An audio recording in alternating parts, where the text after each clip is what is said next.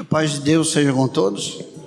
Eu convido a igreja a abrir a Bíblia lá no Salmo 23, versículo 4.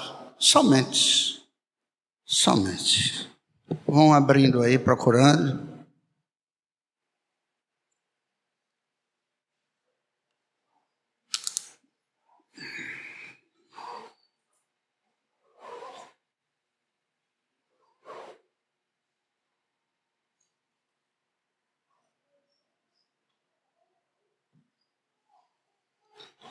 Amém?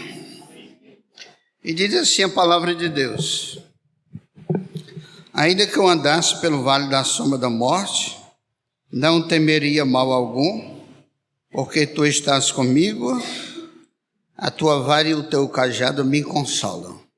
Bendito seja Deus. O tema da mensagem dessa noite é o seguinte: as duas ferramentas de equilíbrio no consolo do Senhor. Repetindo, as duas ferramentas que o Senhor usa para equilibrar o seu consolo.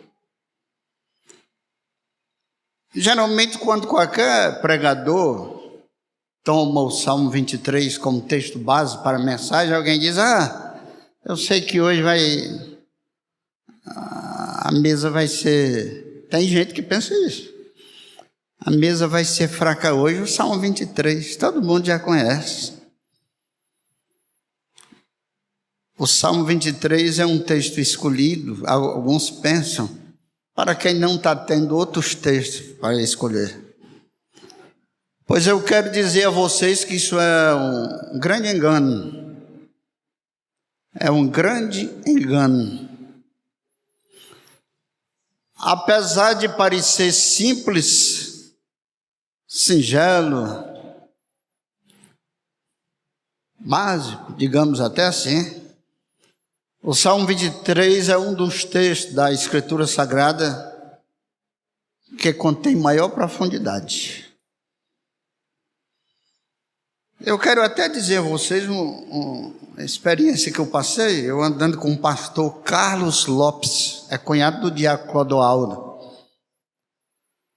Lá, a gente estava em Bituruna e passou em Porto União, isso foi em 2013, a gente foi para a União da Vitória, o diácono Alexandre conhece, né, ali.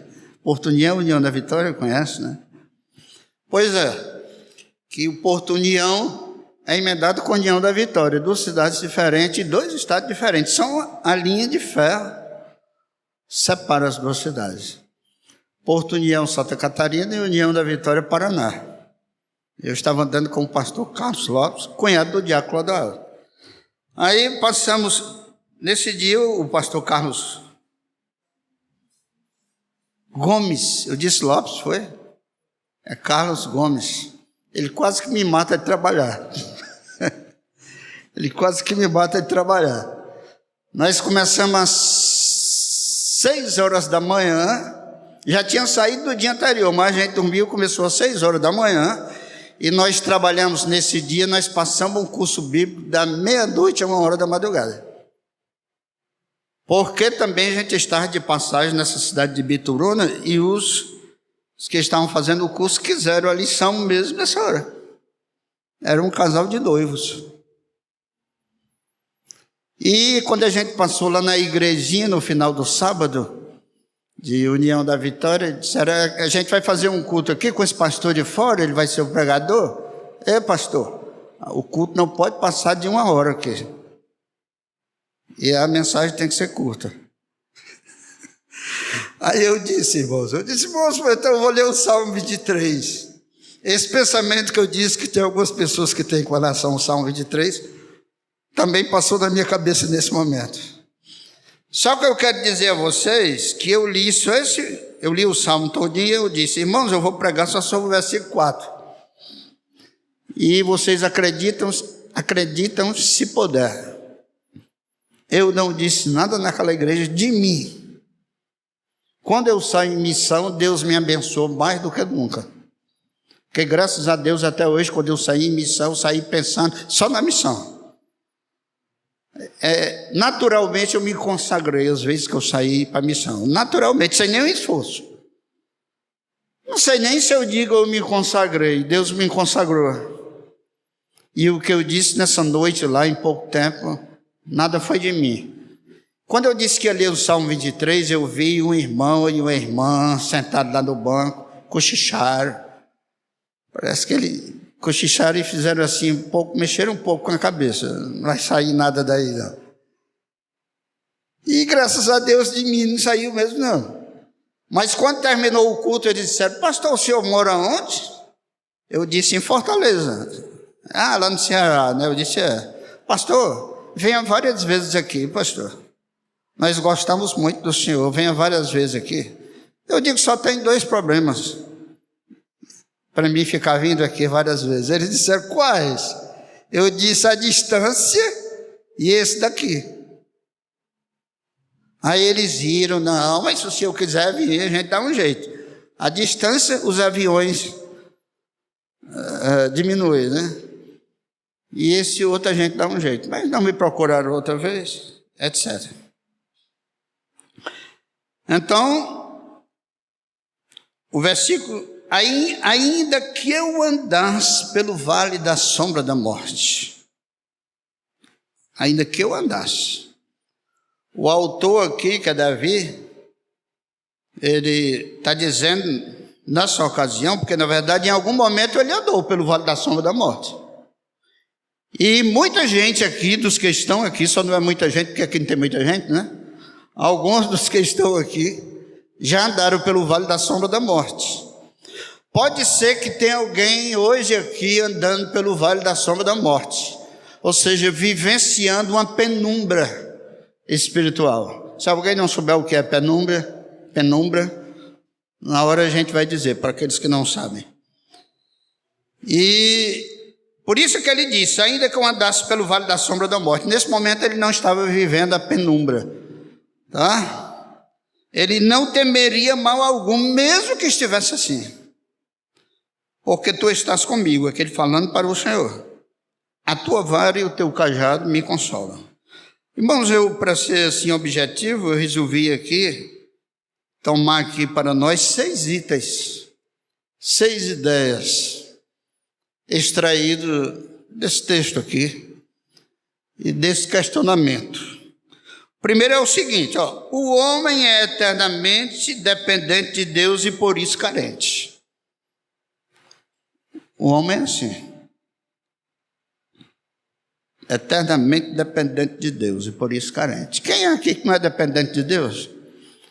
Qual é o homem que não é dependente de Deus? Tem deles que enchem o peito e diz: eu não dependo de Deus. Há um tempo aí, alguém aí que do mundo artístico no Brasil disse isso, né? Vocês souberam? Eu não preciso de Deus. Com poucos dias teve que pedir desculpa aí na mídia. Mas nós somos eternamente dependentes de Deus e por isso carentes. Nós somos carentes. A pior besteira que alguém diz é chegar para o outro e dizer: mas como tu é carente? E quem tem a carência de chegar para o outro e dizer isso, já está dizendo que é carente também. Eu não sou psicólogo também, eu sei disso, viu? Tenho razão? Quem tem a carência de chegar para o outro e dizer: mas como tu é carente? É carente. Pode ser até mais carente do que o outro. É tão carente que precisa de chegar para o outro e dizer isso. Mas o que acontece, irmãos, quando a gente está dizendo que o homem é eternamente dependente de Deus e por isso carente, é que é aquela história que tem um grito lá dentro do homem. Tem um grito, tem um reclame lá dentro do homem. Tem um vazio lá dentro do homem. Tem uma grande necessidade lá dentro do homem. E pode-se trazer vários tipos de paliativos aí em forma de socorro, né? Mas não resolve isso. Só quem resolve é o Senhor do Salmo 23, com a vara e com o cajado. Até o final nós vamos ver isso. Por isso é que as 2 ferramentas de equilíbrio do consolo do Senhor é a vara e o cajado. Já estou adiantando aqui. Vara e o cajado. Para consolar uma pessoa, tem que levar uma vara, hein?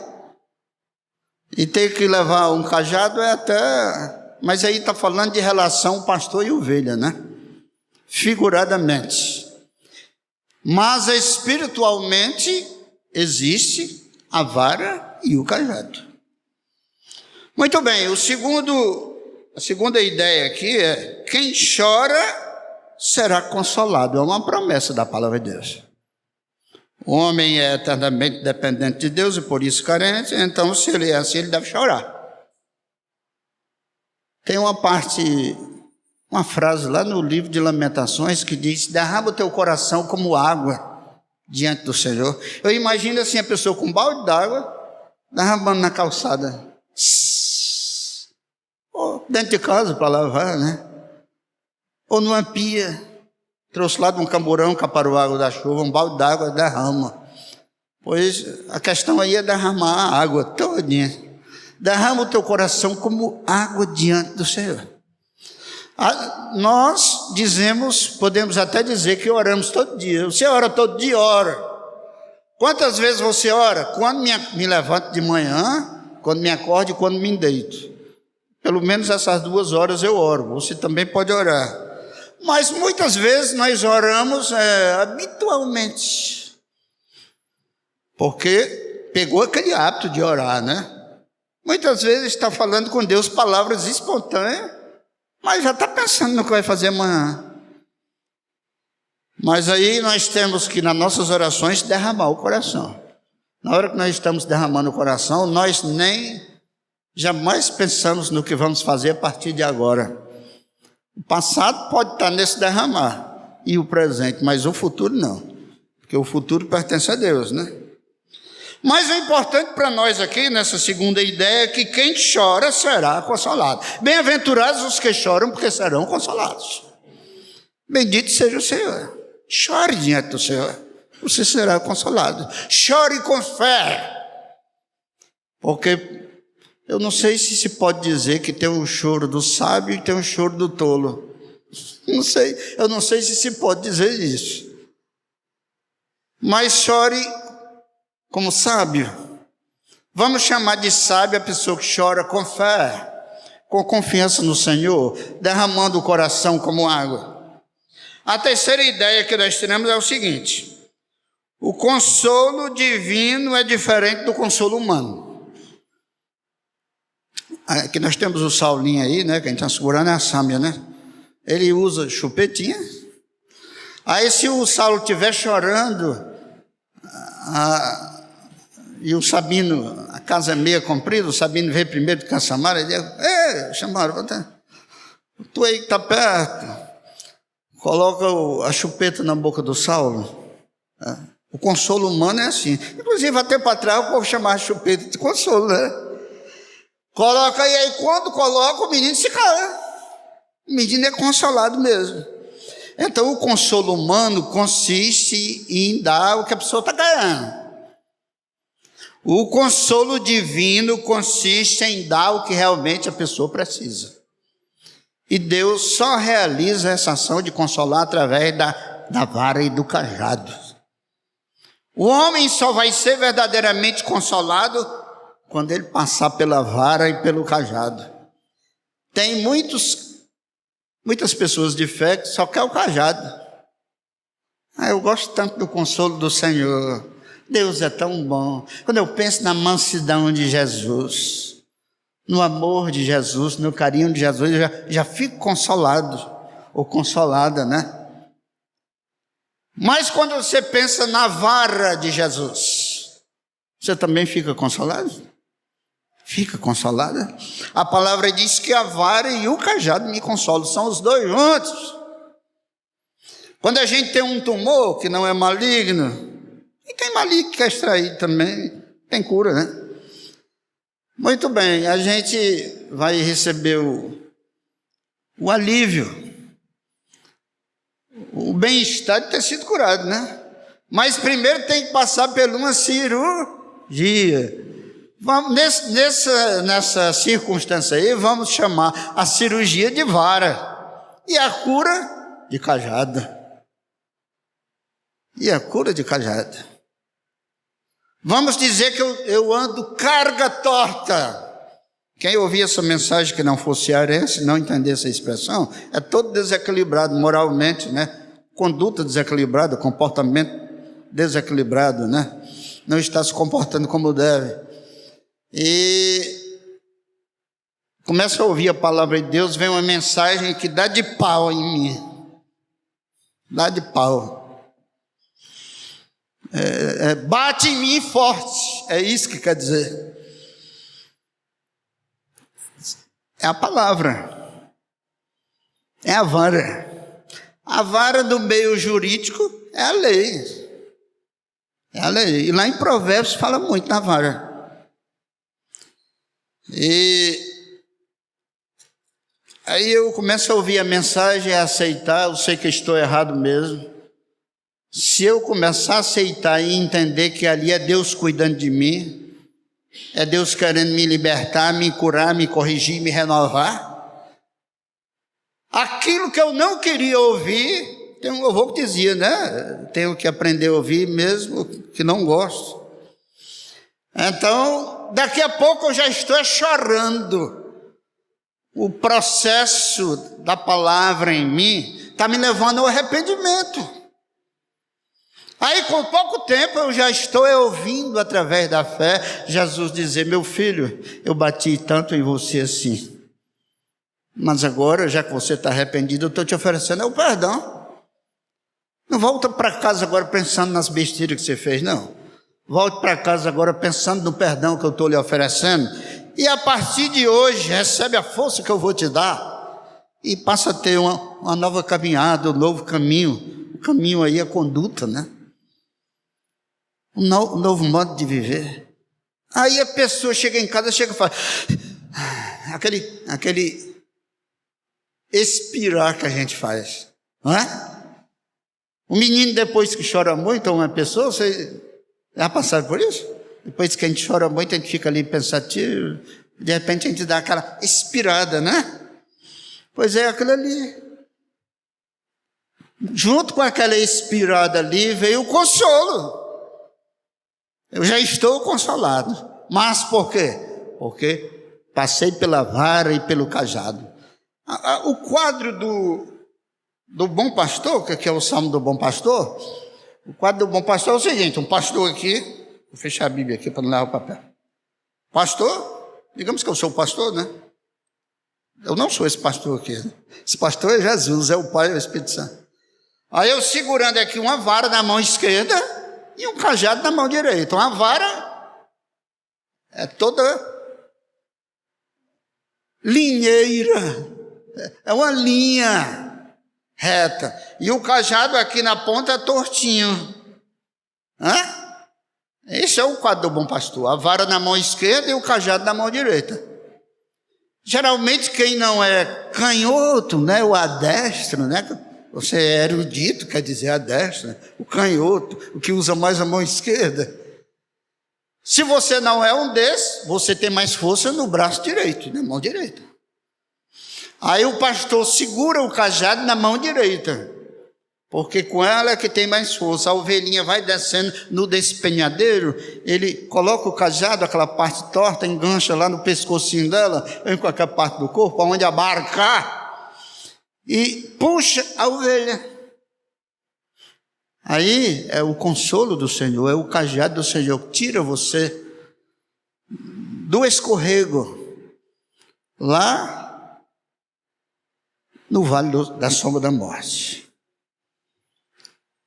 O vale é uma coisa e a sombra da morte é outra, viu? Simplesmente a sombra da morte está lá no vale. Porque eu falei em penumbra, né? Também se chama de penumbra espiritual. Penumbra é o seguinte: tem uma serra aqui, um serrote, uma montanha, né? Aí ela está no sol, mas aquela dá uma voltinha aqui, tem uma parte que fica na sombra. Mesmo estando no sol, o sol já está meio declinado, tem uma parte que fica na sombra. Ali é a penumbra. E aí, quando você está numa sombra, espiritualmente falando, psicologicamente falando, você está na sombra. E mesmo que não seja um vale, ó, o vale um alto aqui, outro aqui, o vale aqui, mas você está num vale espiritual. Entre altos e baixos, você está no baixo. E ele diz: e ainda que eu andasse pelo vale da sombra da morte, eu não temeria mal algum, porque tu estás comigo, Senhor. O Senhor estando comigo, mesmo no vale, enfrentando a sombra que leva à morte, eu não temerei o mal, porque a sua vara e o seu cajado me consolam. Bendito seja Deus. Aqui é um tipo de uma reflexão, de uma meditação, de uma mensagem que nós precisamos de confrontar conosco mesmo, com a nossa situação, com a situação de alguém, não no sentido de julgá-la, mas no sentido de entendê-la e se dispor a ajudá-la. Tá? Então o consolo divino é diferente do humano. O divino vem para dar o que você mesmo precisa. E o humano só dá o que você quer. E quando dá o que a gente quer, a gente ainda fica satisfeito, né? Mas digamos que eu estou querendo que alguém me dê R$200. Aí o irmão Sabino me dá. Eu fico satisfeito. Não sei por que eu peguei o Sabino. Podia ser o Cláudio, podia ser o Diácono Rom, podia ser o irmão Júnior. Mas amanhã eu gasto os R$200. Eu vou deixar de agradecer porque ele me deu? Não, mas o dinheiro acabou-se. Mas o consolo que o Senhor me dá não se acaba. Lembrei agora lá do Sermão da Montanha, né? Procurar armazenar, entesourar, onde o ladrão não arrouba nem rouba, onde a traça não corrói. Se fosse por aqui, em algumas periferias, algumas casas onde não tem um bom saneamento, ruas, melhor dizendo, onde o rato não vai, né, roer. Guarda-roupazinho já bem velho, sem cuidado, onde não tem traça, né, etc. Né? O quarto ponto aqui, a quarta ideia: o bom pastor se supre primeiramente a carência da alma. Já falamos, né? O bom pastor, ele supre primeiramente a carência da alma. Por que é que a gente está dizendo isso? Todo mundo já sabe que a preocupação dele, se é que se pode dizer preocupação, a providência dele é de suprir a carência da alma. Por que é que a gente está dizendo isso? Primeiramente, porque tem gente que pensa que Jesus não pode nos ajudar materialmente. Ele pode também nos ajudar materialmente. Ele pode te dar uma cura. Cura do corpo é material, é ajuda material. Ele pode te dar até uma cesta básica, Jesus. Jesus pode me dar uma cesta básica? Ele não vai saltar uma cesta básica lá do céu em cima de ti, não. Porque se ele saltasse, primeiramente ia fazer um calo de sangue na tua cabeça. Mas ele pode impulsionar um irmão para levar essa cesta básica para você. Aquela história da velhinha, né? Essa história é antiga das ilustrações. A mulher orando, né? A velhinha crente orando. Ô Senhor, eu não tenho nem o que almoçar. A casa dela numa esquina, a janela do lado da rua, ia passando um gaiato. Eu ouvi a irmã crente aí, meu Deus. Aí ele teve pena da irmã. Diz: vou trazer uma cesta básica. E ele era admirador das coisas do mal. Trazer uma cesta básica para essa miserável. Aí trouxe a cesta básica grande, né? Você já sabe dessa história, né? Mas eu já comecei a contar. Aí ele trouxe a cesta básica, ela ficou olhando. Meu Deus, oh Deus bom, eu pedi hoje de manhã. Ele disse: eu vi quando a senhora estava pedindo, eu ia passando aqui. E trouxe. E ela ficou olhando para a cesta. E ele disse: a senhora nem pergunta quem mandou? Sim, ela disse: obrigado.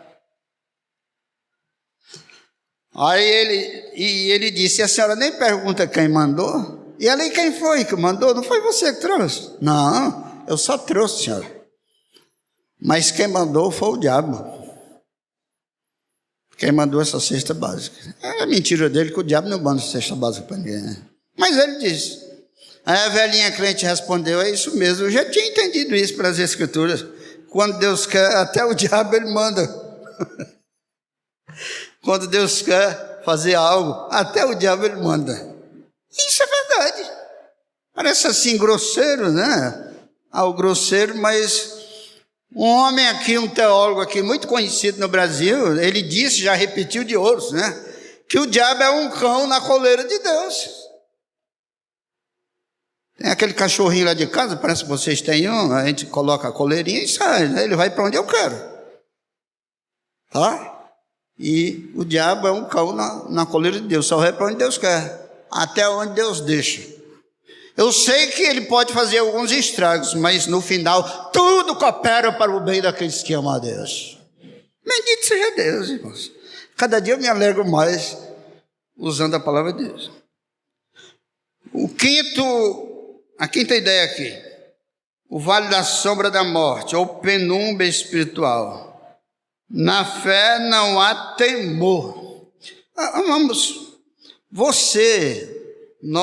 dentre nós aqui, tem alguém enfrentando uma sombra? Alguma sombra? Está faltando sol na sua vida? Esse sol representa Jesus, esse sol representa a luz do céu, o sol da justiça. Vamos inserir logo aqui uma introspecção, né? Tem alguém aqui enfrentando um período de sombra ou penumbra espiritual? Você está num vale, no lugar de estar em cima desse alto, você desceu e aqui ficou? Isso é vale. Se está na sombra, é sombra da morte ou penumbra espiritual, você está enfrentando. Clame pelo Senhor, peça socorro. Tinha um hino aí, eu não me lembro daquele cantor, que o Mário Filho, Bernardo, gostava de cantar. Um hino que a certas alturas dizia, pede socorro. Eu nunca gravei aquele hino, nunca aprendi, mas a frase, pede socorro, ficou na minha cabeça. Às vezes eu chego em algum lugar, eu converso com alguém está relatando uma situação difícil. Vocês acreditam que essa frase ficou tanto na minha cabeça que sabe o que é que eu digo para a pessoa? Pede socorro. A quem é você? Eu digo a Deus. Eu não estou sabendo nem pedir, eu digo, eu estou aqui para pedir por você. Pede socorro. Não fica enfrentando a sombra da morte que está lá no vale. Não curte ela não dá lugar para ela não. Pede socorro ao Senhor. Nós sabemos que quando os problemas são patológicos, né, são diferentes, né? Nós não somos tão atrasados para saber que tem alguém que está enfrentando um problema que não quer e ainda não conseguiu resolver. Quem é que enfrenta o problema querendo? Só uma pessoa com ser normal, né? Mas, quando a coisa ainda está no nosso controle, peça socorro. Não curte. Hoje todo mundo entende esse negócio de curte, né? A matéria está ali, ó, joinha, né? Dê o seu like. A cara desse rapaz aí. Dê o seu like. E o sexto e o último ponto é que o bom pastor, que esse bom pastor, quem é o bom pastor? Todo mundo aqui responde Jesus, né? Baseado em João 10. Mas o bom pastor no tempo do Salmo 23 não era Jesus, não. Sabia que não era. Para o judeu, ou seja, no entendimento judaico, era Deus. E não mudou. Quando Jesus diz, eu sou o bom pastor, sabe o que é que ele está dizendo? O eu sou é bom pastor. Quem é o eu sou? Deus. Quem é Deus? Pai, o Filho e o Espírito Santo. Tanto o Pai, como o Filho, como o Espírito Santo são bons pastores. Na verdade, o Pai, o Filho e o Espírito Santo é o bom pastor. Não tem concordância nominal aí não, né? Não tem concordância aí. Mas é porque o Espírito é o mesmo. O Espírito do bom pastor é do Pai, é do Filho, é do Espírito Santo. Bendito seja o Senhor. Essa palavra falou algo para você? Você se incluiu em alguma situação descrita, comentada nessa palavra? Seja sincero com você mesmo, sincera com você mesma, e nessa noite confie como o salmista Davi o rei Davi, confiou. Não tema mal algum, o Senhor está contigo, Ele é o teu consolador. Mas se o problema tem que passar pela vara e pelo cajado, nunca queira só o cajado, mas aceite a vara e o cajado.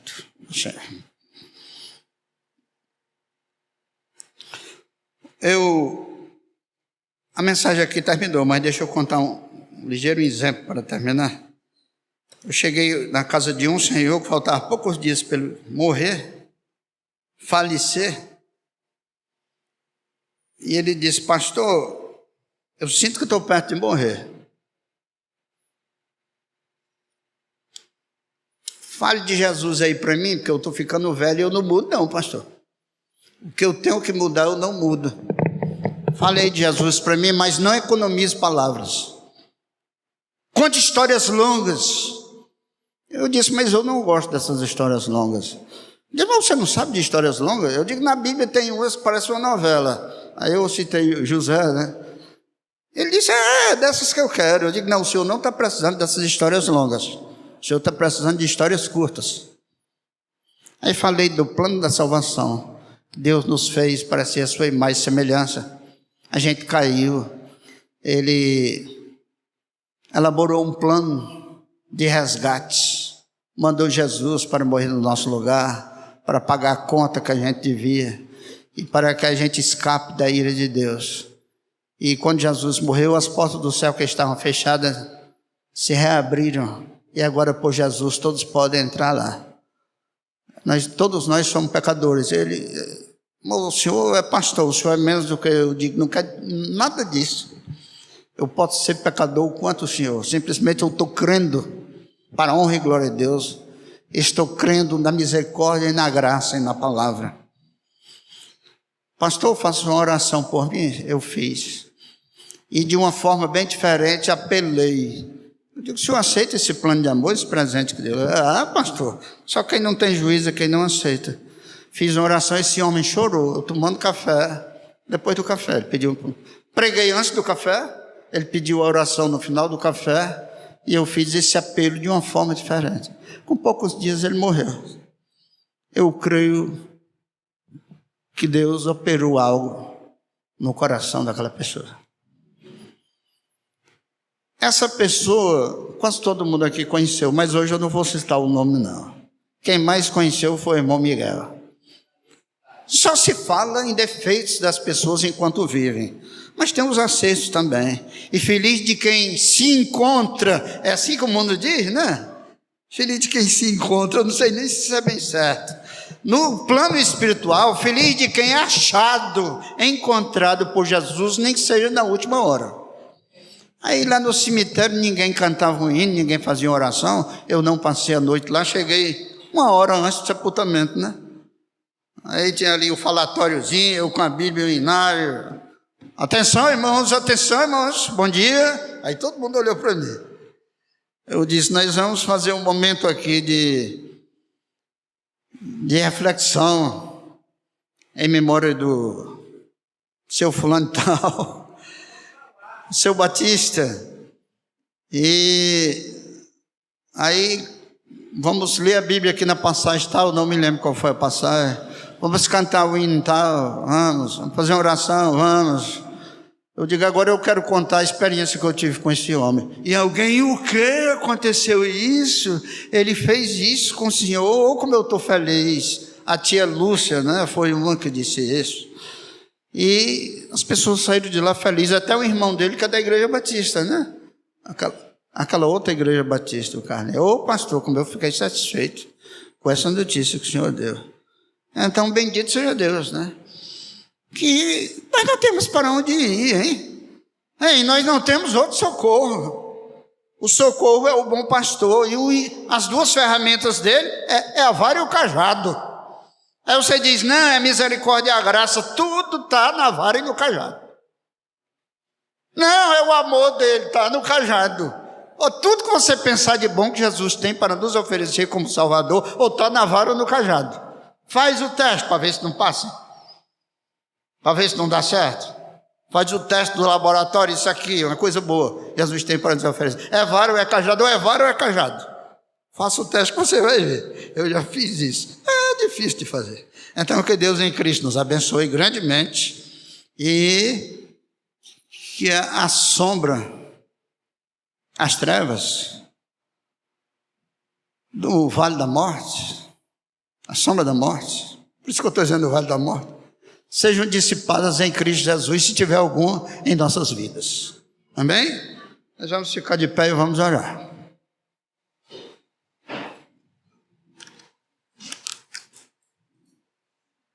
Essa mensagem era a mensagem do vídeo de ontem por YouTube, de quarta-feira, mas por um motivo nós tivemos que cancelar, e ela sai amanhã, só sai no sábado de manhã, né? Aí vai sair domingo de manhã, só 24 horas de diferença.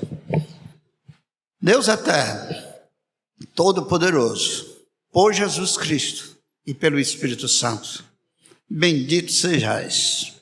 Estivemos aqui vos louvando, porque sois Deus, e nós somos devedores desse louvor, dessa adoração.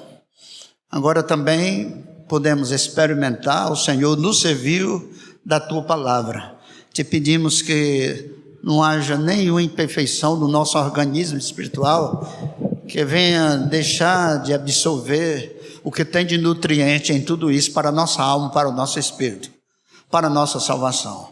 Pelo amor do Teu nome nos encaminha, pelo amor do Teu nome nos cura, pelo amor do Teu nome nos perdoa, pelo amor do Teu nome nos dispõe para fazer a Tua vontade, glorificar o Teu nome com a nossa vida e com as nossas ações, ações que ajudem a resgatar as almas, ações que faça de nós um instrumento da Tua paz e do Teu amor, para a honra e para a glória do Teu nome, para a salvação dos homens. Nós te pedimos essas bênçãos, enquanto te pedimos também por todos os irmãos que aqui não puderam estar presentes, pelos enfermos, pelos que estão frios na fé, pelos que por algum motivo não puderam chegar.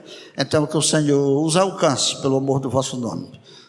Nos dá uma noite de paz, para quem não virá amanhã, às 18h30 também, uma semana de paz.